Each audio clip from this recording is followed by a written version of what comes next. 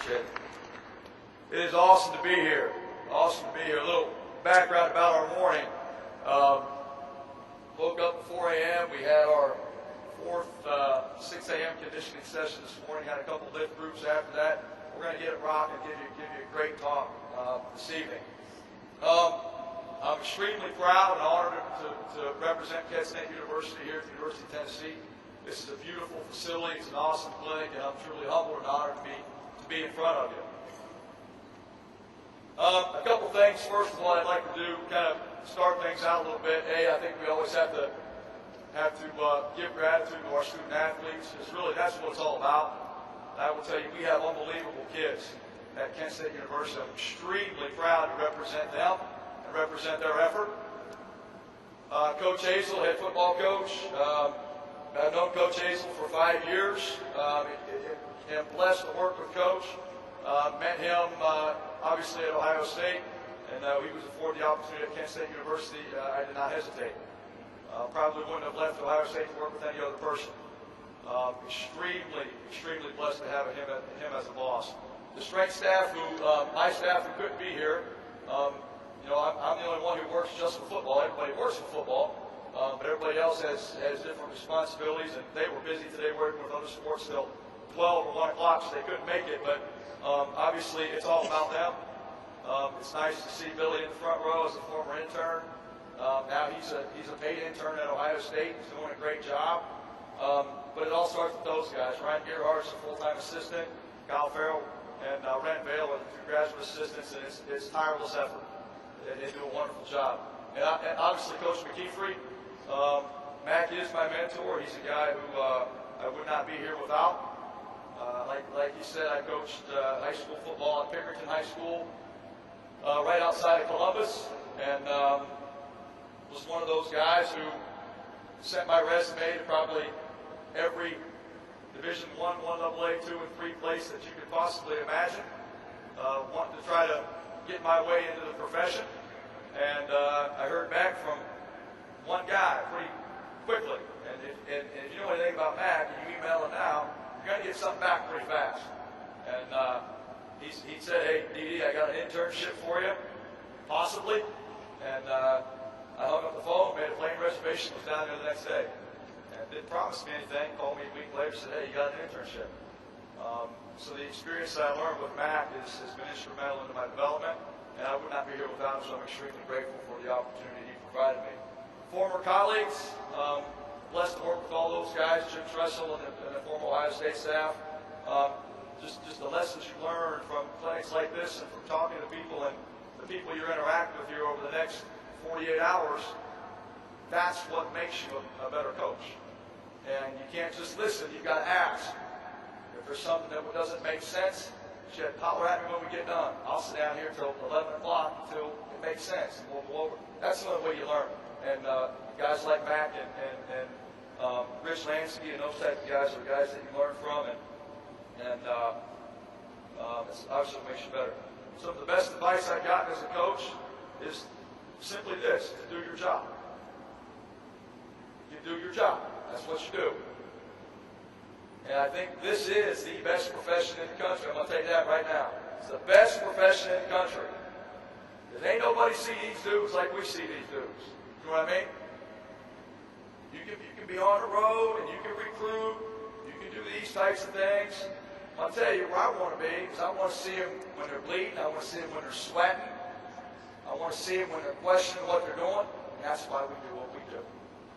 That's the way it is. You mentor, you discipline, and you educate, guys. That's what our business is all about. That's what it's all about. So back to Coach Tressel's words: do your job. That's what you do. Don't be worried about the next job. I hear that too many times. Hey, check football scoop, do this. Worry about you do your job. If you do your job, the rest of that stuff's going to fall into place. But if you're worried about the next deal, it ain't going to fall in place for you. So make sure you do your job. And obviously to you guys here today, make sure you network. Network. Obviously to my family and to you for taking the time out of your schedule to get back to our profession and do your job in a better way. Okay? Philosophy, I want to talk about, in my mind, there's 2 different types of philosophy. I'm going to get into the Inseason here in a second. I want to give you a little bit of a background, all right? Two different types. When people say philosophy, in my mind, we all have our own little philosophy of training. I'm going to go over that with you here in a little bit. But I'm going to talk about, in my mind, philosophically, what's our job all about? What's our job all about? Two quotes, guys, that we use all the time. Two quotes. I don't care whether you're in the in-season. I don't care whether you're in the winter. I don't care whether you run out the tunnel. These two things are a staple. Number one is you're going to respond to any storm the way you train. Everybody got me? It's real. I want them in chaotic situations, adverse situations, and collectively and individually, I want to see them get out of trouble. That's what it's all about. That's what college football is all about. So we put them in crazy. Said, guys, it's loud, it's dark. We tell you about a week ago, we have a theme workout every cycle. This one was the Nightmare on Elm Street. Yeah, no. I had one team, I let them dress up, costumes. One team was all red, they represented Freddy Krueger. The other team was all blue, they represented Jason Voorhees. They get to the weight room, I got everything blacked out. Towels on the windows, strobe lights, all kinds of shit. Strobe lights, you name it, it was on the window. They had no idea what was coming out of the gate. We competed like hell for 8 stations, about 55, 60 minutes. Got to do things to see how they respond to situations. If they're going to respond to any storm the way you train, I'm certainly proud of the way we finished last year. And this next one, philosophically, if you want to know what we're all about, it's this right here, guys. You've got to get them to believe it. Everybody is skilled. It's the first thing I put up in our weight room. Everybody is skilled. I've been fortunate to work with unbelievable athletes. Sick. They're all skilled. The motivated ones kill you. And that's real. The motivated ones kill you. You're lined up right across from each other. You bury them. You bury them at 5:30 in the morning. You bury them at 3:30 in the afternoon on Saturday. That's what you do. You bury. That's the mentality. So, moral of the story is, whether we're training in an in-season time period, I have 35 minutes to get work done with them, or I'm training them in the winter, where I have 2 hours and 15 minutes to get work done with them, that mentality doesn't change, baby. That stays the same. That's got to stay the same. They must have consistency. That's what we believe. It's like that all the time. So philosophically, in my mind, things that don't change, that ain't going to change. That ain't going to change. All right. Kind of break it out. If you take a look at what we do, all right, and I tried to think of, okay, in an in-season time period, okay, what are some principles that you live by in season? What are some things that you live by? Now, a lot of this are things that you live by all year round. It's the things in season that you live by. Number one, enthusiasm breeds energy, which breeds effort, which breeds excellence. Billy will tell you, it's loud. It's intense. We're not coaches that stand there and yell. We're moving. We're flying because the kids feed off that. It doesn't matter what's the 5th in-season group of the day, or it's the first in-season, or it's the first off-season group of the day. That's what you get every day. That's what it is, every day. Superior technique. Talking about an in-season training program, obviously I'll talk about this in a minute. You know, the young guys, there's a lot of teaching involved. The rookies, there's a lot of teaching involved.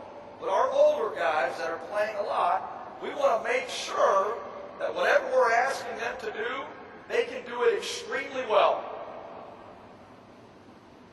So basically what that means is, don't try to reinvent the wheel in season. Take a look at the winter, take a look at the summer, take a look at the spring. What did he do really, really well?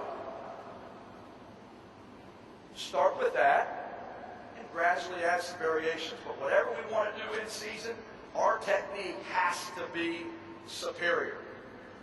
It's got to be superior. Now, it's year round, but in season, it's a definite. Don't try to reintroduce a bunch of stuff in season. At least we don't. Next one. Observe. You've got to watch a lot. You're out of practice. You know, obviously you're in the weight room with them when they train, all these types of things. You've got to watch for things. Sometimes you can see things that the position coaches can't see during practice. You can see if a dude comes up a little slow. can see if his wrist is killing him. You can see those types of things. It's your job to make sure you understand that and that you're diligent about making corrective exercise improvement in the weight room. So if you see something, don't neglect what you see. You've got to be very, very, very observant, very sharp, because kids ain't going to tell you. Some of them will, but the majority of kids aren't going to tell you. Communicate. Communicate. You got to communicate. You have great communication. Head coach, number one. Extremely blessed. Extremely blessed. My head coach and I meet in the in-season every other day. We plan practice together. Now, he has things that he wants to get done, but in terms of volume, sometimes it goes a little, it wouldn't. But in terms of volume, everything matches. Everything matches. Does that make sense? So when it comes time to the end of the year where we have to be explosive as crap for 48 minutes, guys are ready to do that because we haven't been running them in the ground for the past 9 weeks. Does that make sense? It's all about November. It's all about November. And for high schools, it's all about October. Obviously, you got to communicate with the trainer. I'll meet with the trainer every Sunday after the medical report. And obviously, I'll meet with the trainer as we get into the season, especially he's watching practice, I'm watching practice. We'll always meet and make sure everybody's on the same page so that if a kid's in with me, he's getting everything that he needs to get. And obviously, communication with the players. The players have got to be comfortable coming to you about things. Got to have the relationship. You don't want them to be scared to come to you and say, hey, I screwed my ankle up, but I didn't tell the trainer, because that happens. Got to take care of the issue. Don't sit on problems, fix them. From a nutrition standpoint, one thing we did when we got there is we redid the training table and post-workout nutrition, all those types of things. The main thing we emphasize to our kids, now they'll train in the morning, which is great. Okay, they'll train in the morning, get some sort of carbohydrate in them. We don't have the funds to give them anything pre-workout. Okay, so I just say, hey, get some carbohydrates in your body, those types of things. Drink a Gatorade, whatever it is. When they finish their workout, we have Gatorade for them, so they're getting that carbohydrate replenishment. Then we have a post-workout shake, either a Gatorade shake or a collegiate muscle milk shake. Okay, so we give that and feel that's something new for them. And then what happens is they go shower. Then we have training table. They go get training table. So before classes or practice, these guys have two decent meals in their body.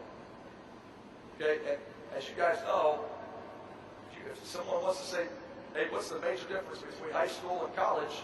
It's that aspect. Number one. Okay, you got to teach your kids how important it is to fuel their body. The efficiency of what we do. Okay, it's a major, major principle.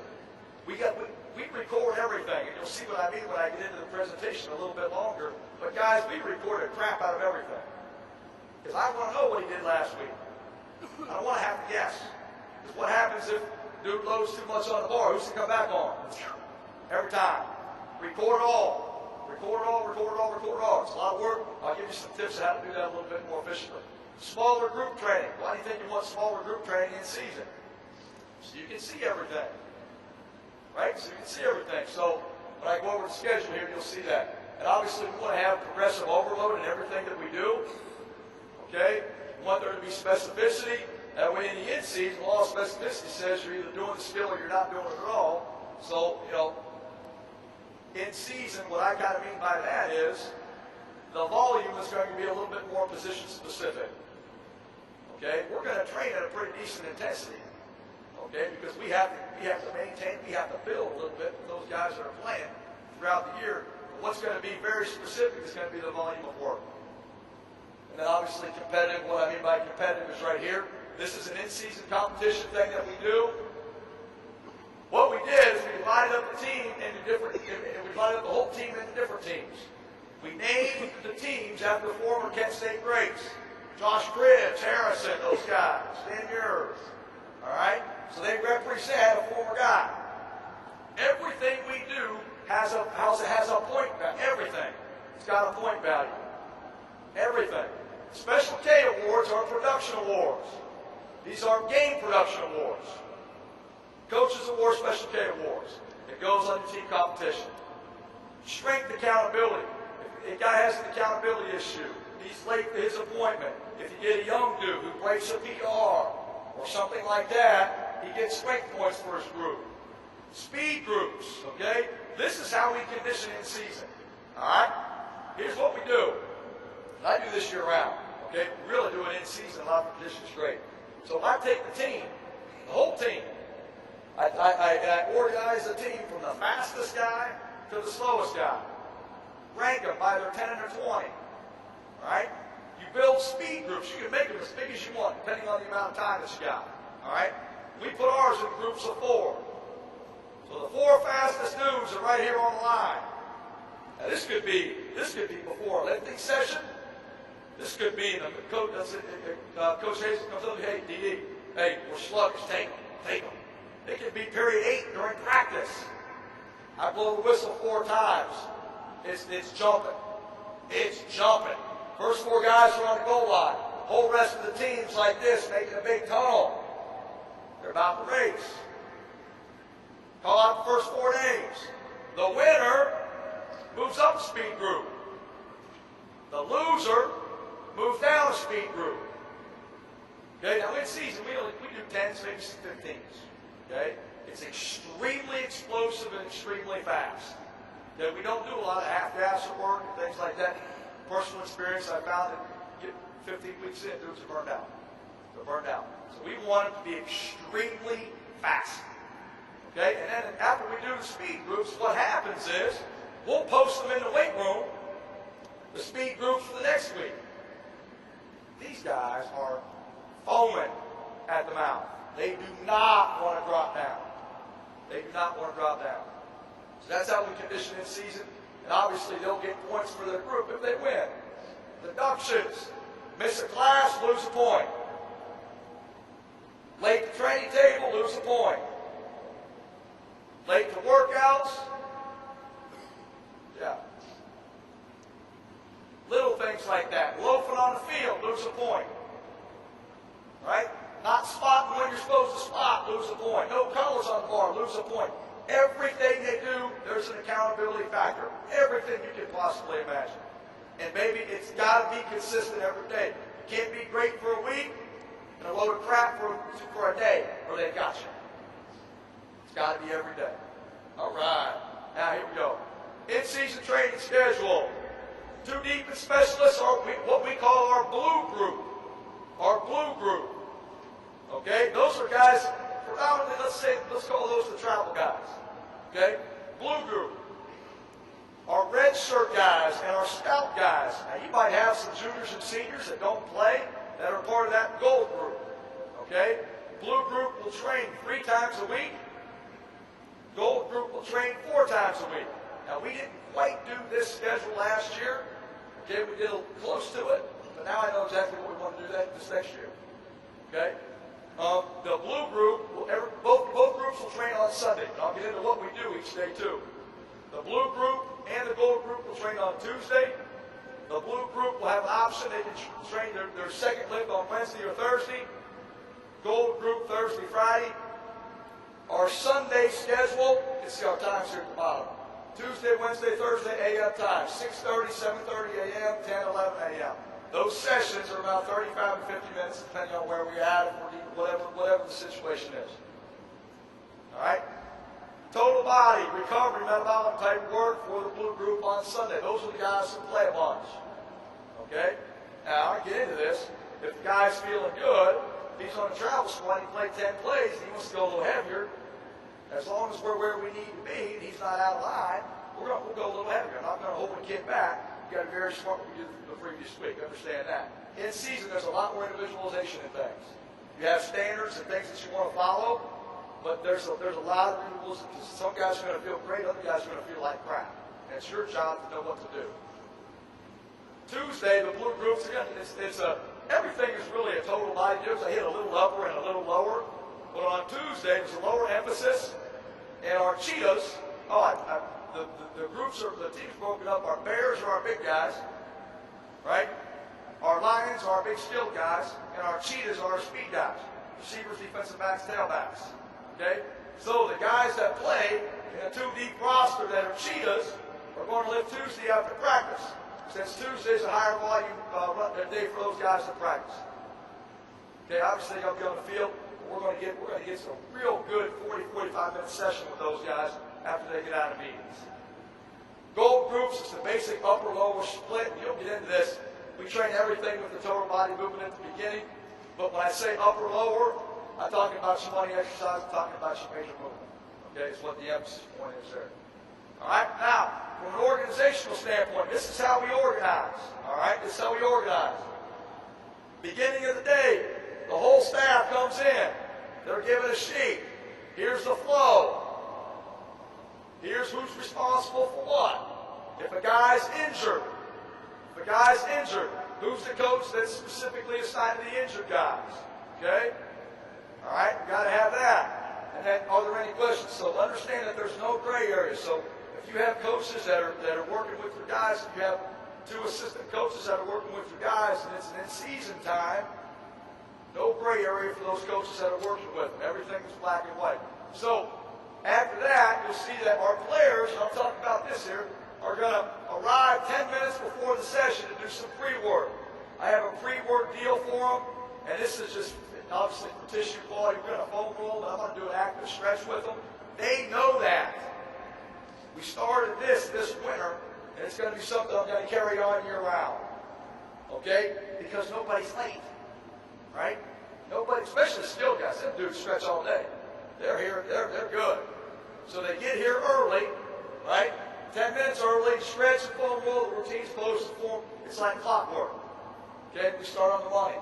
Our prep work rotation, there's going to be 3 90-second areas, extremely fast. Mobility areas that we have to focus on. Okay? A fireman is me. Let's activate your central nervous system. Let's get you moving. Extremely fast and explosive for a minute straight. Then I put them into their groups. We hit our primary work and our auxiliary work. Okay, so coaches are given that sheet. All right? This is how I communicate their workouts to them. All with sheets that are clipped on the racks for them. This is what the kids have. All right? This is what the kids have that's clipped onto their rack. They don't have to read much. You better not have them read much if you only have 35 to 40 minutes to work with them. They're going to be reading paper instead of working. All right? So they don't have to read hardly anything. All they have to read, Fabrice Pratt has to read that they have rack clean pulls. 2, 2, 3 by 3, he front squats. 3, 3, 3, 4 doubles. That's what he reads. His weight is there. Now, the coaches have this. Fabrice Pratt, there's his range. There's his triples. Okay? I'll watch everybody's last set of their Olympic movement. I'll watch everybody's last set of the money upper and money lower exercise. In this case, Fabrice hit 180. I watched it, gave him RPE 7. So the assistant, I watch everybody. 7, 7. Sometimes I'll say, if it's a joke, sometimes I'll say plus 10. If I plus 5 or plus 10 a guy, which means they do an additional set, that next week I increase their training max. Okay, I increase their training max. And obviously you can see the same thing here. Here's an example of that right here. 240 for a double, plus 5 hit it. Okay? Let's see. All right, I'll get into that here in a second. Sunday, here's what the flu group does on a Sunday. All right? Here's our rotation, day after the game. Day after the game. We watch film. We do a lift and recovery rotation. Sometimes we'll go to the swimming pool. We'll do a pool workout. All right? I meet with the head athletic trainer before we lift, and the guy tells me, hey, Bobby should just do his recovery workout today. And I know that's okay for Bobby because I know I'm lifting for strength upper body, lower body wise once a week. I know I'm getting at least 2 good workouts in. Hey, a third is great for Bobby, but we got to do what Bobby needs on Sunday. Okay? So we'll start out. We'll do their recovery deal. The guys that are lifting will do a clean variation. Typically, this is from a supported position, a rack position, a hang position. I usually don't do a whole lot from the floor, especially with the guys who played a lot, come to the day after the game, especially guys have a low back or those types of things. Some guys I do. If they feel great, I think that's fine. Okay, but a lot of times it's a little bit more difficult. Okay, so I'd rather just work this motion from a hang position or from a supported position. A single leg variation, obviously this is their lower body day. Oh, I'm sorry, this is their lighter lower body day. So we're going to work unilaterally. Okay, a lot of times in this situation here, it would be a non-eccentric type of load for a lot of guys. So you'd be looking at a step up or something of that variation. Okay, for guys that feel pretty good. All right, or for guys that may not have played a whole lot, I'll reverse lunge them. Okay, we'll split squat them. Those types of exercises. Incline, pause, incline, neutral dumbbell incline. Those are there because I like the incline press much, much better than the bench press. Okay, I think it's a lot more applicable to football because of the involvement of the shoulder. But at the same time, you have to understand that guys are coming off of the game. Okay, so that's where that pause incline comes, that type of thing. Obviously, limits that range of motion. You're still being able to press a little bit of load. But at the same time, you're taking a little bit of stress off that for the day after the game. From a shoulder deal, the single joint stuff, a rotator cuff, I hit upper back with the guys every day. Face pull, any type of pulling, rolling motion. Okay, and the volume on that stuff, because we got to keep size on there pretty much the whole year. The volume on that type of thing, as you'll see, usually stays between 6 and 10, 6 and 11 reps. On Tuesday, the lower body emphasis day. Okay, I like to pull guys from the floor if we can do that. All right, sometimes that's easier said than done. Hanger power clean pulls or high pulls. Guys that can, now I got to understand, I'm a year in, so I'm still teaching a lot of this stuff, and it takes a lot of time. Okay, the guys that can catch, I feel comfortable with them catching in season. I think that's a great thing to do. Guys that I don't feel comfortable with them doing, I think it's an unbelievable thing to make sure that we're getting extremely explosive triple extension. Okay, so I would rather have a really, really good high pull or clean pull as opposed to making everybody catch if you're not quite sure whether he should catch or not. There's a time and place for those types of things, and I'm not sure the best time is this season. But if he can do it, I think it's outstanding. Move on to their major knee dominant movement, a squat movement, back, front, safety belt, depending on the kid. Got to adjust. Quarterbacks are usually safety on a front squat. Typically in season, we safety squat. Okay? Upper back, get some upper back work, vertical press variation, more front delt stuff for quarterbacks, guys that have shoulder issues. Posterior chain, a back extension or reverse hyper. I lean a little bit more toward the back extension movement just because it's pretty hard to progress the reverse hyper if you don't have load. Hip work, and there's a hip station, we do some mobility, we do some manual adduction work. Okay? Upper emphasis day. For the total body deal, we'll do some snatch pulling, some snatch high pulling, some med ball work, or an ankle bar press, which is here. You have an ankle press, one at a time. It's working great hip extension. It's like a jammer. We don't have jammers, so we got to make the best of what we both with what you got. Use those little landmine attachments. You can alternate them from side to side. I think that's an exceptional lift that encompasses the whole body. Bench press. We will flat press. Usually the guys who play a lot, I like to focus on a little bit more of a close grip movement. In season, it takes a little bit of hair off their shoulders, and this is what football is all about right here. Okay, you have a real explosive triceps. I'll give variations. We'll do back variations, core variations, full range of motion variations. But I really like that in season. And then you can see at the end, I let them, if they were accountable, I let them do buys, tries, and shrugs. It's a priority. Let's see here. All right. Now, you can kind of take a look at intensity and volume. Okay, take a look at the intensity and volume. Obviously, what you have to realize is that these are extreme averages, okay? Because you're going to have some guys that are going to be above what this says, okay? And you're going to have some guys that are going to be at what this says. I don't want anybody to be below what this says, okay? But these are going to be, this is kind of got to be your middle ground here a little bit, okay?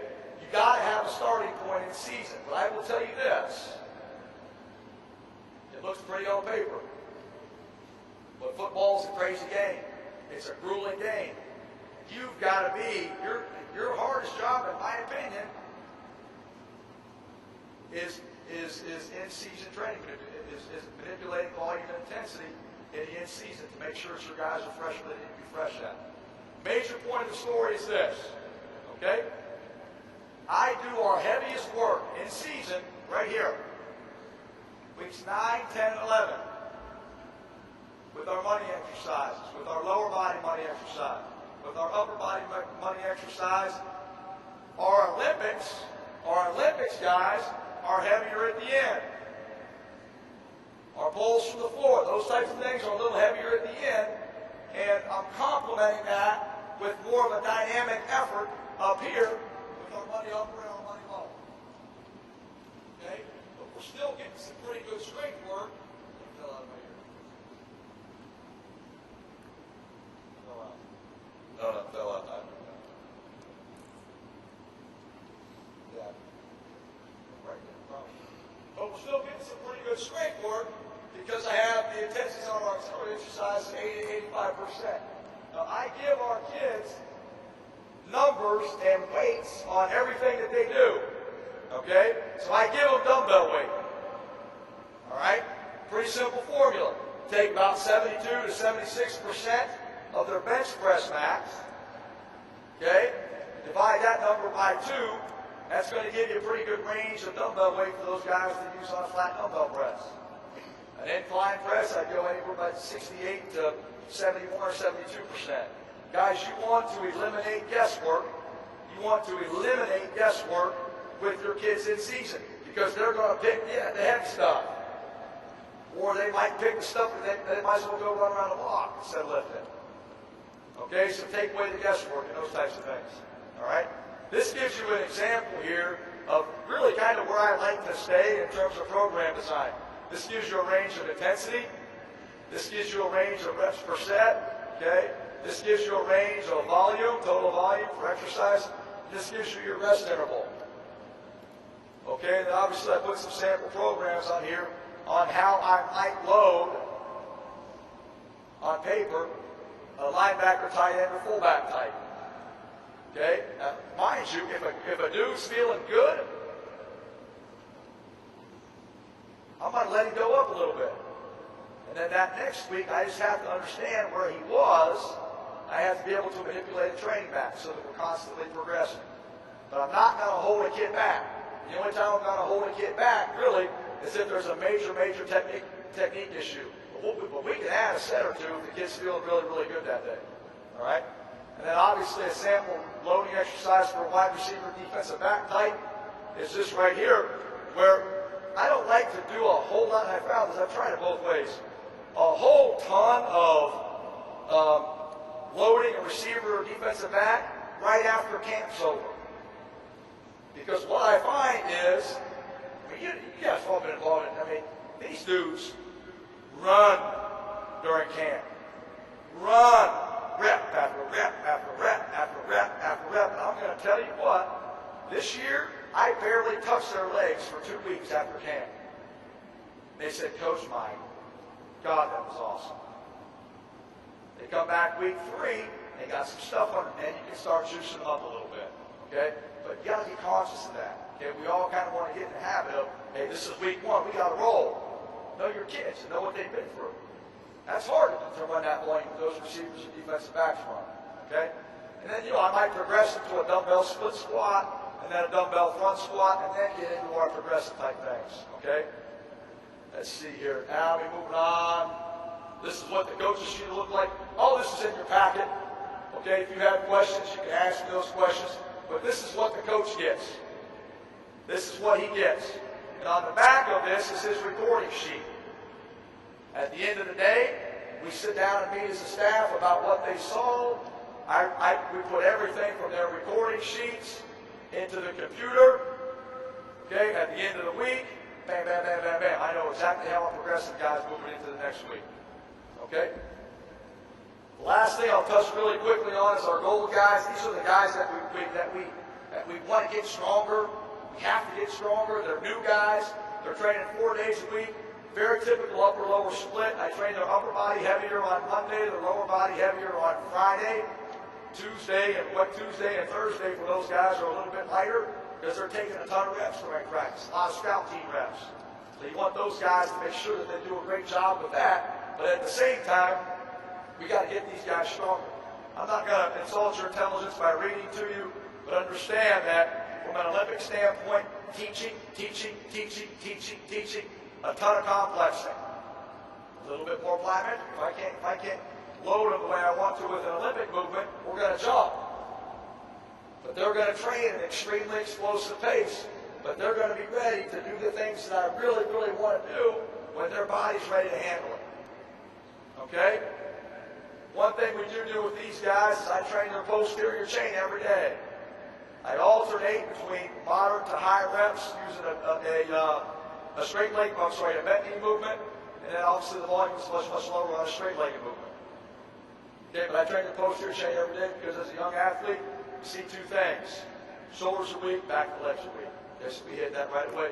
We'll put some size on you guys, focus on those areas right off the bat. On Tuesday, you kind of see how that works here. This would be a lighter lower body day. Posterior chain, a bridge and a curl, like glute ham, a partner leg curl, those types of things. On Thursday, upper body day is where we start introducing it to the snatch.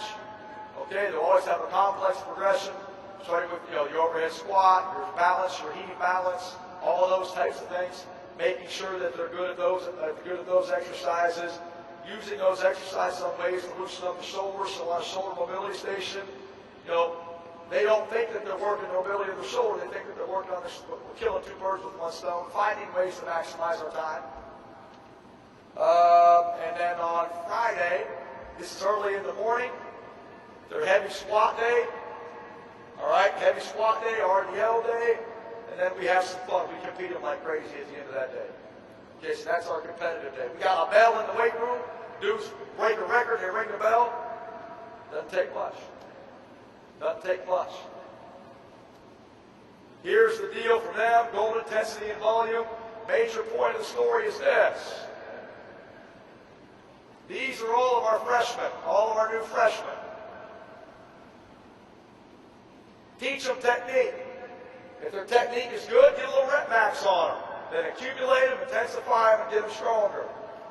The other guys at the top are going to be a little bit older, so their progression is going to be very, very similar to that of the blue guys, with the exception that they're going to have a little bit more volume. A little bit more volume. You can kind of see the chart there at the bottom. This is what the coaches would get for our gold guys. Guys, have enthusiasm. Have great energy, which will produce great effort, which is going to win the championships. It's a pleasure. Thanks, Coach McKeefery. Guys, enjoy the conference. If you need anything, let me know. Thank you.